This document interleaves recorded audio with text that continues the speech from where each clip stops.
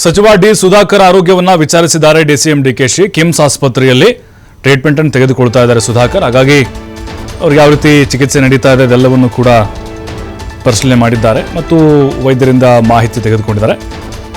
Electronic ಸಿಟಿಯಲ್ಲಿ ಅವ್ರನ್ನ admit ಮಾಡಲಾಗಿದೆ. ಸುಧಾಕರ್ ಅವರು ವೈದ್ಯರ ತಂಡ ಹಾಗೆ ಕುಟುಂಬ ಸದಸ್ಯರ ಜೊತೆಗೆ ಸಮಾಲೋಚನೆ ಮಾಡಿದ್ದಾರೆ.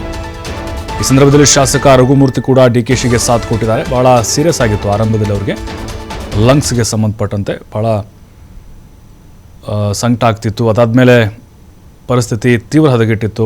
ಆರಂಭದಲ್ಲಿ ಮಣಿಪಾಲಲ್ಲಿ ಟ್ರೀಟ್ಮೆಂಟನ್ನು ತೆಗೆದುಕೊಳ್ತಿದ್ರು. ಅದಾದಮೇಲೆ ಅಲ್ಲಿಗೆ ಅವ್ರನ್ನ ಹೆಚ್ಚಿನ ಚಿಕಿತ್ಸೆಗಾಗಿ ಶಿಫ್ಟ್ ಮಾಡಲಾಯಿತು. ಎಲ್ಲೊಂದು ಕಡೆ ಆತಂಕ ಇತ್ತು ಅವರ ಅಭಿಮಾನಿಗಳಲ್ಲಿ. ಬಟ್ ಈಗ ಹಂತ ಹಂತವಾಗಿ ಚೇತರಿಸಿಕೊಳ್ತಿದ್ದಾರೆ ಅನ್ನುವಂಥ ಅಪ್ಡೇಟ್ಸ್ಗಳು ಸಿಗ್ತಾ ಇದೆ. ಡಿ.ಕೆ. ಶಿವಕುಮಾರ್ ಅವರು ಅವ್ರಿಗೆ ಟ್ರೀಟ್ಮೆಂಟನ್ನು ಕೊಡ್ತಿರುವಂಥ ವೈದ್ಯರ ತಂಡ ಅವರ ಕುಟುಂಬದ ಜೊತೆಗೆ ಸಮಾಲೋಚನೆ ಮಾಡಿದ್ದಾರೆ ಮತ್ತು ಧೈರ್ಯ ತುಂಬಿದ್ದಾರೆ. ಏನೂ ಆಗೋದಿಲ್ಲ, ಸುಧಾಕರ್ ಅವರು ಬೇಗ ಚೇತರಿಸಿಕೊಳ್ತಾರೆ, ಗುಣಮುಖರಾಗ್ತಾರೆ, ಮತ್ತೆ ಅವರು ಮೊದಲಂತಾಗ್ತಾರೆ ಅನ್ನುವಂಥ ವಿಶ್ವಾಸದ ಮಾತುಗಳನ್ನು ಅವರ ಕುಟುಂಬಸ್ಥರಿಗೆ ತಿಳಿಸಿದ್ದಾರೆ.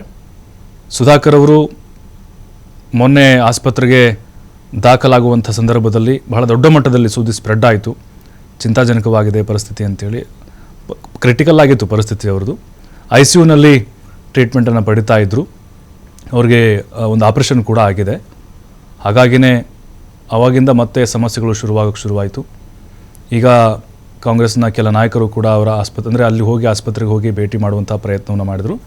ಈಗ ಡಿಸಿಎಂ ಡಿ.ಕೆ. ಶಿವಕುಮಾರ್ ಅವರು ಕೂಡ ಕಿಮ್ಸ್ಗೆ ಹೋಗಿ ಆರೋಗ್ಯವನ್ನು ವಿಚಾರಿಸಿದ್ದಾರೆ, ಧೈರ್ಯವನ್ನು ತುಂಬಿದ್ದಾರೆ.